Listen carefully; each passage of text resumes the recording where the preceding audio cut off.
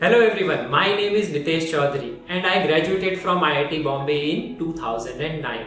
I have recently joined Sandeepni Gurukul as Foundation and Academic Director. Her parent का सपना होता है कि उनका जो बच्चा है वो IIT जेईई का एग्जाम क्लियर करे, नीट, मेडिकल, एम्स का एग्जाम क्लियर करे या वो एक बहुत ही अच्छा इंजीनियर बने और बहुत ही अच्छा वो डॉक्टर बने, बहुत अच्छे कॉलेज से ग्रेजुएशन करे। लेकिन उसकी जर्नी क्लास 11 से स्टार्ट नहीं होती है। उसका जो प्रिपरेशन प्रोसेस है वो बहुत ही जल्दी स्टार्ट हो जाता है। तो उसके लिए हम यहाँ पे फाउंडेशन प्रोग्राम लेके आए हैं। Along with the CBSE curriculum हम फाउंडेशन चाहते हैं स्टूडेंट्स का इतना स्ट्रांग हो कि वो क्लास 11th में जब आए तो उसको ऐसा फील नहीं हो कि एक नई दुनिया में वो पहुंच गया है। मोस्ट ऑफ द स्टूडेंट्स यही प्रॉब्लम फेस करते हैं अपनी प्रिपरेशन में, भले ही वो मेडिकल की प्रिपरेशन कर रहे हो या इंजीनियरिंग एंट्रेंस एग्जाम्स की प्रिपरेशन कर रहे हो। So it all starts from the basics. अगर बेसिक्स क्लियर हैं तो आगे बढ़ने में बिल्कुल भी प्रॉब्लम नहीं होगी। जैसे किसी भी एक बिल्डिंग का जो सबसे इंपॉर्टेंट पार्ट होता है उसका फाउंडेशन, वैसे ही जो ये जर्नी है प्रिपरेशन एग्जाम की, कॉम्पिटिटिव एग्जाम की, उसका भी फाउंडेशन स्ट्रांग होना बहुत जरूरी है। So I welcome all the parents and guardians to be a part of this journey. Let us build our children future together. तो हमने लास्ट क्लास में पढ़ा था कि आइसोसेलेस ट्रायंगल में जो साइड्स होती हैं वो इक्वल होती हैं, साइड्स के अपोजिट एंगल्स भी इक्वल होते हैं। और उस ट्रायंगल में क्या होता है, अगर दो एंगल्स इक्वल होते हैं तो उन एंगल्स के अपोजिट साइड भी इक्वल होती है। तो देखो, इक्विलैटरल ट्रायंगल में सारी साइड्स इक्वल होती हैं, आइसोसेलेस ट्रायंगल में दो साइड इक्वल होती है। और हम ये भी बोल सकते हैं कि इक्विलैटरल ट्रायंगल एक आइसोसेलेस ट्रायंगल ही है क्योंकि इसमें ये दो साइड इक्वल हैं। अगर इस साइड को हम ऐड कर देता हूं तो हम आइसोसेलेस ट्रायंगल की प्रॉपर्टी से यहाँ पे इसके अपोजिट एंगल इक्वल कर सकते हैं। तो यहाँ पे ये जो साइड है इसके अपोजिट एंगल कौन सा है, ये वाला, और ये जो साइड है इसके अपोजिट एंगल कौन सा है, ये वाला। इन एंगल्स को हम इक्वेट कर सकते हैं। और अगर यहाँ पे मैं लेता हूँ इन दोनों साइड्स को, तो यहाँ पे हम बोल सकते हैं कि ये भी दोनों साइड्स इक्वल है तो इनके अपोजिट एंगल भी इक्वल होंगे। इस साइड के अपोजिट एंगल ये वाला है और इस साइड के अपोजिट एंगल ये वाला है, ये दोनों भी क्या होंगे, इक्वल होंगे। इसीलिए यहाँ पे क्या होता है, इक्विलैटरल ट्रायंगल में सारे के सारे एंगल इक्वल होते हैं। क्योंकि इसमें अगर आप कोई भी दो साइड का पेयर लोगे वो इक्वल है, उसके अपोजिट एंगल्स इक्वल होंगे। और अगर आप इन दोनों का पेयर लेंगे तो इसके अपोजिट एंगल्स इक्वल होंगे। और अगर आप इन दोनों का पेयर लोगे इसमें आपके इनके अपोजिट एंगल्स इक्वल होंगे। तो यहाँ पे इक्विलैटरल ट्रायंगल में इसीलिए बोलते हैं all the angles are equal. तो अगर मैं इस एंगल को x बोल दूं, ये भी x बोल दूं, ये भी x बोल दूं, all the three angles are equal. तो हम यहाँ पे बोल सकते हैं sum of all the angles of a triangle is 180 degree. हम ये बोल सकते हैं x plus x is equal to 180 degree बोल सकते हैं। तो उससे फिर हम यहाँ पे निकाल सकते हैं x की वैल्यू किसके बराबर होगी, क्योंकि 3x आ जाएगा 180 डिग्री और x की वैल्यू आ जाएगी 180/3। इसका मतलब होता है 60। तो इसीलिए हम बोलते हैं इक्विलैटरल ट्रायंगल में सारे एंगल्स क्या होते हैं, इक्वल होते हैं और 60 डिग्री के बराबर। तो हम ध्यान रखेंगे इक्विलैटरल मतलब इक्वल साइड्स। जिस ट्रायंगल की सारी साइड इक्वल होती हैं उसको इक्विलैटरल बोलते हैं। और जैसे सारी साइड इक्वल होती है तो opposite pair of angle automatically equal हो जाते हैं। It is also an isosceles triangle, दो साइड इक्वल है। ये वाला एंगल इसके बराबर, ये वाला एंगल इसके बराबर और सारे एंगल बराबर होते हैं। और अगर आपको एंगल की वैल्यू निकालनी है तो हमें यूज करना पड़ेगा sum of all the angles of the triangle is equal to 180 degree. बिना उसके एंगल की वैल्यू नहीं मिलेगी। तो ये हो गया हमारा इक्विलैटरल ट्रायंगल। अब हम देखते हैं क्वेश्चन। तो यहाँ पे जो अभी तक हमने डिस्कस किया है उसमें हमने एंगल निकालने वाले क्वेश्चंस या एंगल की प्रॉपर्टीज, एंगल को इवैल्यूएट करना, उसकी वैल्यू निकालना, उसको डिस्कस किया। अब दूसरे टाइप के क्वेश्चंस होते हैं जिसमें हम सिंपली यूज करते हैं कॉन्ग्रुएंस की प्रॉपर्टी। दो ट्रायंगल कॉन्ग्रुएंट है तो कौन-कौन से रूल से कॉन्ग्रुएंट होते हैं।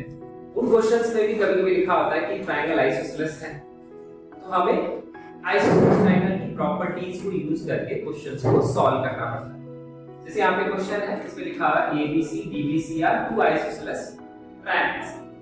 तो अगर ये आइसोसेलेस ट्रायंगल्स हैं तो हम यहाँ पे ये बोल सकते हैं, इसमें यहाँ पे ये वाली साइड इक्वल है, ये इक्वल है और ये दोनों साइड भी क्या है, इक्वल, ये अब क्वेश्चन में दिया, मैंने यहाँ पे लिखा नहीं बट क्वेश्चन में लिखा हुआ था कि बेस, जब क्वेश्चन में लिखा होता है ना कि एक आइसोसेलेस ट्रायंगल है जिसका बेस BC है, जैसे सपोज मैं बोलता हूँ ABC एक आइसोसेलेस ट्रायंगल है, उसका बेस दिया हुआ है BC। इसका मतलब क्या होता है, ABC ट्रायंगल की 3 साइड्स होती हैं, AB, BC और AC। तो जब मैं ट्रायंगल का बेस फिक्स कर देता हूं तो बेस का मतलब होता है उस साइड के ऊपर जो बची हुई दोनों साइड्स है, रिमेनिंग 2 साइड्स वो इक्वल होती है। बेस BC जो है वो किसी के भी बराबर नहीं होगा। बेस BC के अलावा कौन सी साइड्स बचती हैं, AB और AC, तो वो इक्वल होते हैं। क्वेश्चंस में इस तरह से लिखा होता है, तो ध्यान रखना आइसोसेलेस ट्रायंगल में हम कोई भी 2 साइड को इक्वल नहीं कर सकते। क्वेश्चन में जो लिखा हुआ होता है, अगर लिखा हुआ है कि ये बेस BC पे बना है तो बेस BC के अलावा जो 2 साइड्स हैं वो इक्वल होती है, उसका मतलब ये होता है। अगर क्वेश्चन में लिखा हुआ है कि बेस AB है तो AB को छोड़ के जो बचेगी साइड्स कौन सी बचेगी, एक AC और एक BC, फिर वो इक्वल होगी। तो बेस जो होता है, बेस उसके ऊपर जो बची हुई जो 2 साइड्स होती है वो इक्वल होती है। तो ऐसा क्वेश्चन में लिखा होता है, मैंने यहाँ पे क्वेश्चन में लिखा नहीं but it was given to us कि ABC जो आइसोसेलेस ट्रायंगल है उसका भी बेस BC है और DBC का भी आइसोसेलेस ट्रायंगल है, उसका भी बेस BC है। ये क्वेश्चन में हमें दिया, ठीक है।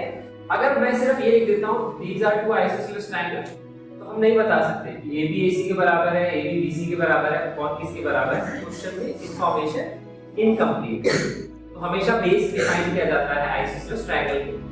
इक्विलैटरल ट्रायंगल में बेस डिफाइन करने की जरूरत नहीं, क्योंकि इक्विलैटरल ट्रायंगल में ऑटोमेटिकली सारी साइड इक्वल होती है, उसमें कोई बेस जैसा कुछ हम डिफाइन नहीं करते। इसलिए इक्विलैटरल ट्रायंगल जब भी लिखा होता है तो सारी साइड ऑटोमेटिकली इक्वल कर देते हैं। अब यहाँ पे जो क्वेश्चन है, जैसे फर्स्ट पार्ट है, तो जब हमने ये मार्क किया तो अब हम यहाँ पे एंगल्स इक्वेट कर सकते हैं, क्योंकि जैसे ही क्वेश्चन आइसोसेलेस ट्रायंगल दिया हुआ है, आपको जब भी साइड्स इक्वल दिखती हैं ट्रायंगल में, the next step you have to do is mark the angles.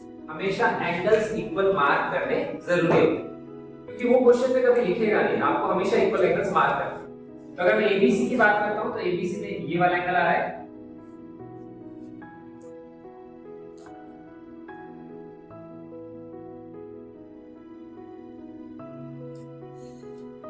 तो अगर हम ABC की बात करते हैं तो AB के अपोजिट एंगल है C, ये वाला एंगल पूरा, और AC के अपोजिट एंगल है B, ये वाला एंगल पूरा इक्वल।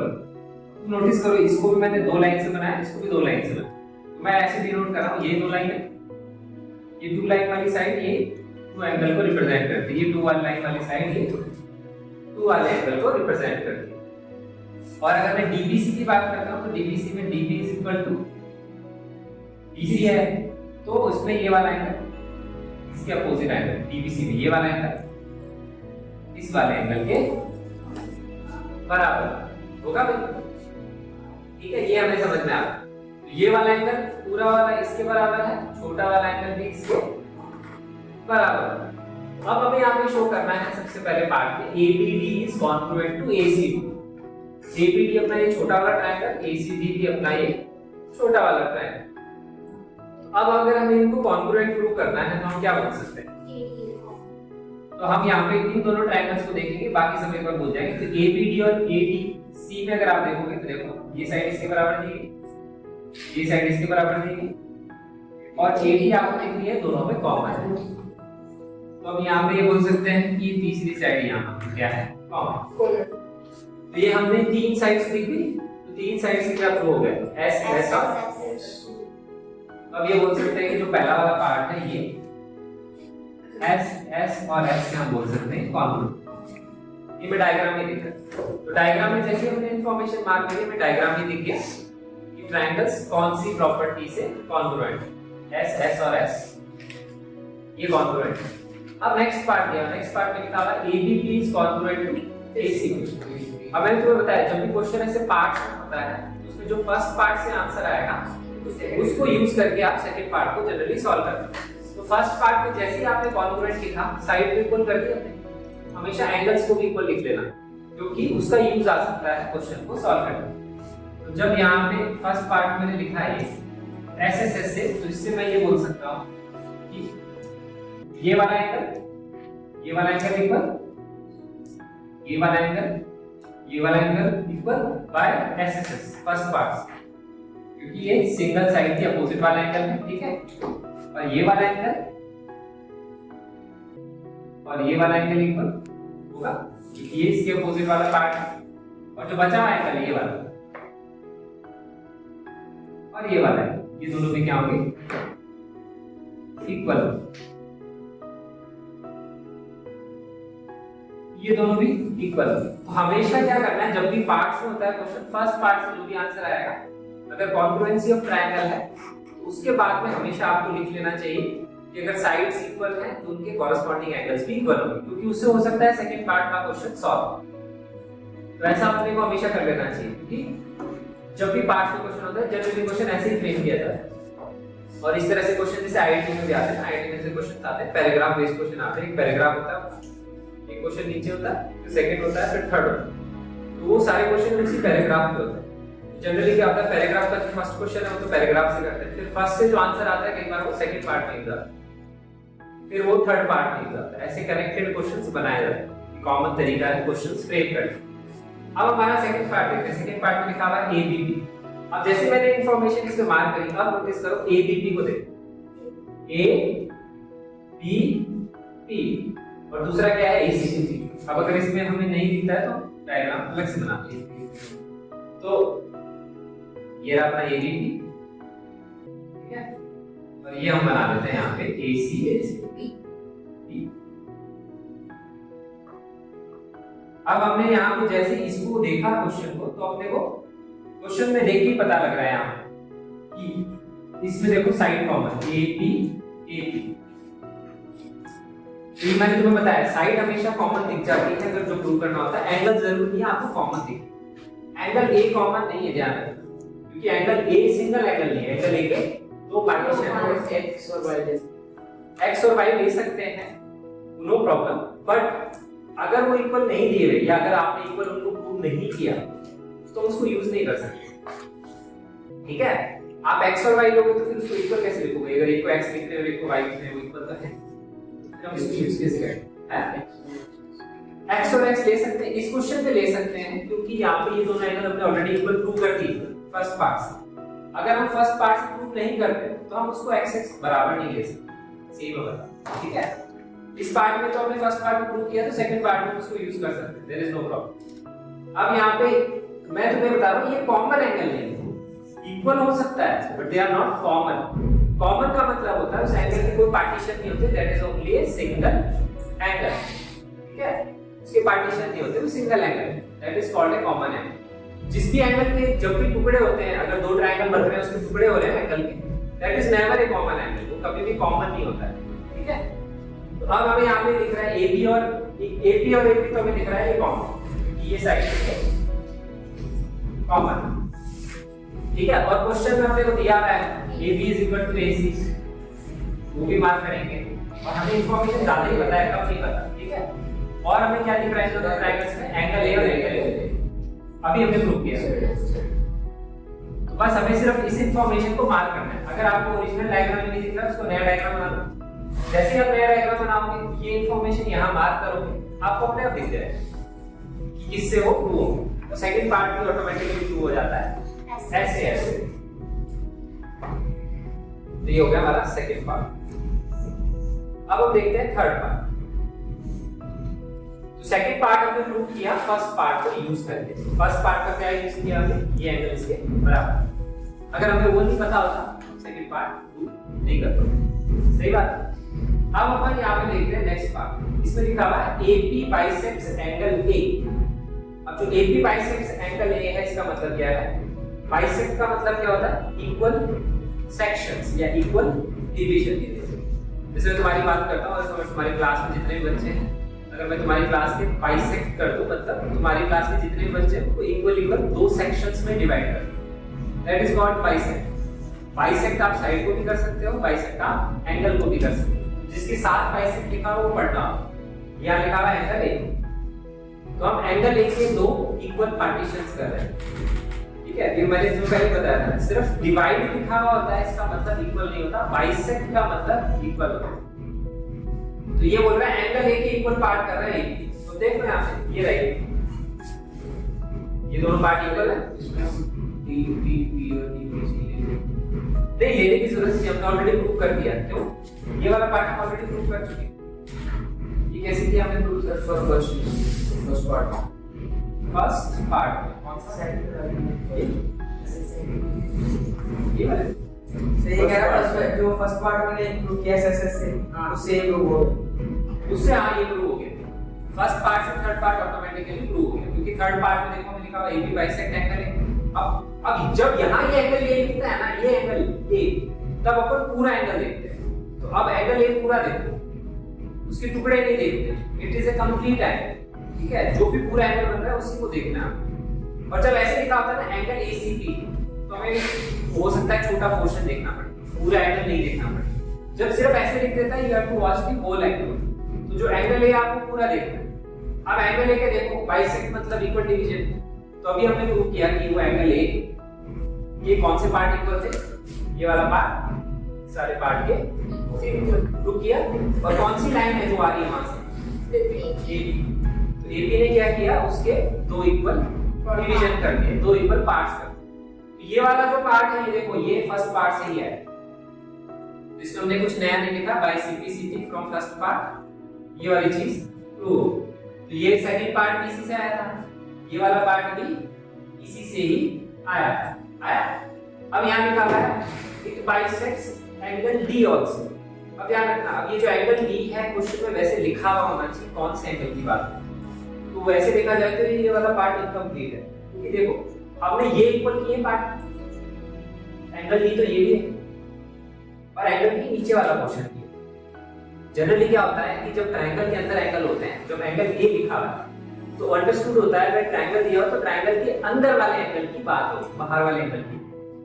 जो भी एंगल होता है उसके दो पोर्शन होते हैं, एंगल A आप ये भी बोल सकते हो, एंगल A आप ये बचाओ ये भी बोल सकते हो, जो बाहर की तरफ ये भी बोल सकते हैं, क्योंकि ये वाला भी एंगल A है, AC ऐसे भी बोल सकते हैं, जिसको आप रिफ्लेक्स एंगल बोलते हैं, जो 180 से ज्यादा होता है।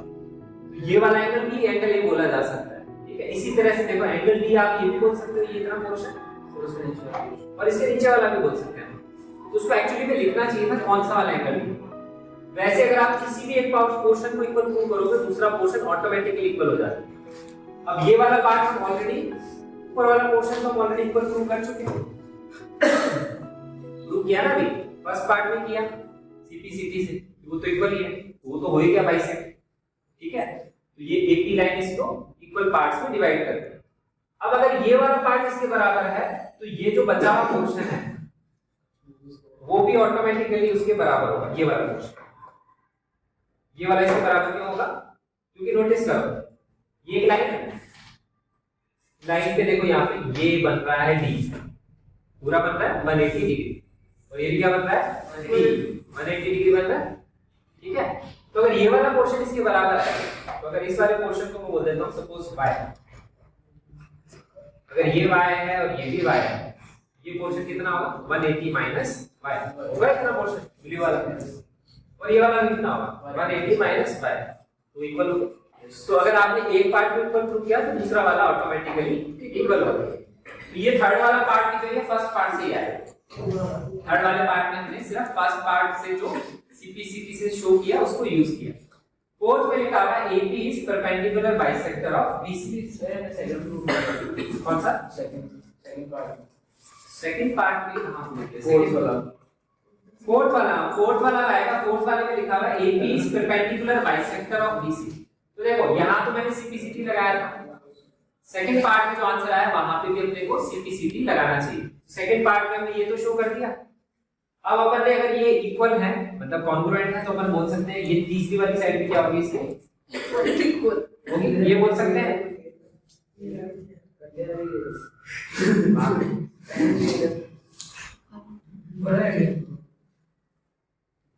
तो ये वाली साइड अपने इसके बराबर CPCT से बोल सकते हैं, ये एंगल तो इक्वल है, फिर अपन ये बोल सकते हैं इसके अपोजिट वाला एंगल ये था, ये वाला एंगल इसके बराबर होगा। ठीक है, और ये वाला जो एंगल है तीसरा वाला, ये वाला एंगल इसके बराबर, ये हम CPCT से बोल सकते हैं। अब अपन पढ़ते हैं फोर्थ पार्ट में क्या लिखा। फोर्थ पार्ट में लिखा है AP क्या है? एक लाइन है, जब भी दो पॉइंट को ज्वाइन करते हैं तो एक लाइन बनती है। तो ये भी आपकी लाइन है, यहाँ लिखा हुआ है परपेंडिकुलर, देखो फिर से बाइसेक्टर आ रहा है। तो यहाँ बाइसेक्ट था एंगल ए, ये एंगल को बाइसेक्ट कर रहा है, यहाँ बाइसेक्ट क्या है बीसी, तो ये साइड को बाइसेक्ट कर रहा है, दोनों में फर्क है। तो अब आप क्या करोगे, बीसी साइड को देखो, ये भी आपकी बीसी साइड, ये और ये रहा एपी, तो AP is like a knife, वो चाकू है उसको काटो, ठीक है, किसको काट रहा है बीसी को, और उसने जब लिखा बाइसेक्टर मतलब इक्वली काट रहा है, जितना लेफ्ट वाला पोर्शन है उतना ही, तो ये BP is equal to PC show कर रहा है, ऑलरेडी हमने शो कर दिया। ये वाला तो हो गया बाइसेक्टर। अब ध्यान रखना इसमें एक और चीज लिखी हुई है, इसमें जो दूसरा टर्म लिखा हुआ वो लिखा हुआ है परपेंडिकुलर बाइसेक्टर। अभी सिर्फ हमने बाइसेक्टर शो किया, परपेंडिकुलर शो नहीं किया। जब आप ये बोलते हो BP is equal to PC, CP from part 2, you have only shown it is a bisector, not perpendicular. Perpendicular का मतलब है यहाँ पे ये वाला जो एंगल है 90 डिग्री होना चाहिए। तो क्या होता है कि जैसे सपोज तो एक पीस है, और अगर मैं अगर नाइफ लिया, नाइफ लेके अगर ऐसे टेढ़ा काटा, हो सकता है इक्वल डिवीजन हो जाए, but this is not perpendicular. और अगर मेरा जो पीस है उसको मैंने ऐसे सीधा काटा, मतलब उसकी surface is perpendicular, that is called the perpendicular bisector. तो डिपेंड करता है कौन से एंगल पे आपने इसको कट किया। ऐसे कट किया तो किसी एंगल पे कट किया, सीधा कट करोगे जिस एंगल पे कट करोगे, 90 डिग्री पे कट करोगे, that is called perpendicular bisector. तो बेसिकली अपने को क्या शो करना है कि ये वाला जो एंगल है, ये z, अगर मैं इसको बोल देता हूं ये z, ये दोनों इक्वल है, ये तो हमने प्रूव कर दिया। लेकिन हमें ये शो करना है कि ये z कितना होना चाहिए, 90 डिग्री होना चाहिए। This is what we have to show कि हमने ये वाला एंगल z है और ये वाला z है, ये तो हमने CPCT से शो कर दिया, बट ये इक्वल होके 90 डिग्री होना चाहिए। तो आप कैसे शो कर सकते हैं 90 डिग्री? तो हमें एंगल की वैल्यू निकालनी है। तो एंगल की वैल्यू निकालनी है, अगर एंगल ट्रायंगल्स के अंदर है, 3 एंगल बन रहे हैं, तो angle sum 180 inside the triangle. अगर एंगल लाइन के ऊपर है तो sum of all the angles on the line a at a particular point is 180 degree. वही एंगल के सम की तो और कोई प्रॉपर्टी पड़ी, तो अब तुम्हें दिख रहा होगा, देखिए एक लाइन के ऊपर के एंगल्स हैं, तो हम ये बोल सकते हैं z plus z कितना होगा 180, क्योंकि वो एक लाइन के ऊपर है। और कोई एंगल सम हमने पढ़ा ही नहीं, या तो ट्रायंगल में पढ़ा है या लाइन, यही एंगल सम है। तो कभी भी एंगल की वैल्यू निकालनी होती है तो हमेशा देखो एंगल्स एक से ज्यादा ट्रायंगल के अंदर आ रहे हैं। अगर एक सिंगल एंगल है तो एक लाइन के ऊपर आ रहा है, अगर एक लाइन के ऊपर है तो आपको sum of angles on a line is equal to 180 use करना पड़ेगा, नहीं तो उसका आंसर नहीं है। तो अपन बोल सकते हैं z plus z कितना होगा 180, तो 2z 180 होगा तो z आ जाएगा 90 डिग्री। तो ये जो क्वेश्चंस होते हैं जिसमें अपन आइसोसेलेस ट्रायंगल की प्रॉपर्टी यूज किया along with congruence of triangle, और ध्यान रखिए कि ऐसे जितने भी पार्ट्स के क्वेश्चंस होते हैं दे आर ऑल कनेक्टेड, ठीक है। तो हर पार्ट में जो भी आंसर आता है सिर्फ आंसर निकालने पे फोकस मत करो, इसके बाद में एक डायग्राम में उस इंफॉर्मेशन को मार्क कर लो कि CPCT से क्या दिख रहा है, क्योंकि अगर नेक्स्ट पार्ट सॉल्व नहीं हो रहा है तो इसका मतलब आपने फर्स्ट पार्ट से जो आंसर निकाला यू आर मिसिंग समथिंग।